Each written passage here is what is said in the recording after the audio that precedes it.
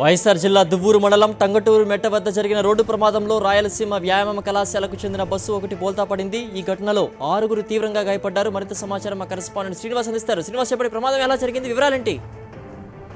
Road మీద అంటే వీళ్ళు ప్రొద్దుటూరు నుంచి అహోబిల్లం పుణ్యక్షేత్రానికి దర్శనం కోసం వెళ్తున్నారు. దాదాపు 3 బస్సుల్లో వీళ్ళు బయలుదేరిన నేపథ్యంలో దువ్వూరు ప్రాంతానికి వచ్చిన తర్వాత టంగుటూరు మెట్ట వద్ద ఒక గడ్డి ట్రాక్టర్ ఒకటి వీళ్ళకి అడ్డం వచ్చింది. దాన్ని ఓవర్టేక్ చేసిన నేపథ్యంలో ఎదురుగా గొర్రెల మంది ఒకటి రావడంతో అదుపు తప్పి పక్కనే ఉన్నటువంటి కాలంలోకి ఈ పడిపోయినటువంటి పరిస్థితి ఉంది.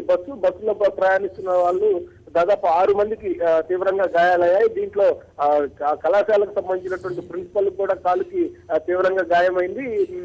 ఇంకా కొంతమందికి స్వల్ప గాయాలయ్యాయి. వీరందరినీ కూడా పొద్దుటూరు ప్రభుత్వ ఆసుపత్రికి తరలించారు.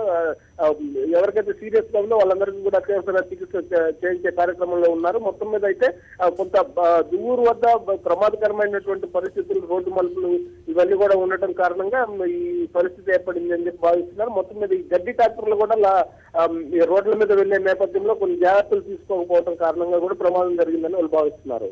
ఓకే శ్రీనివాస్.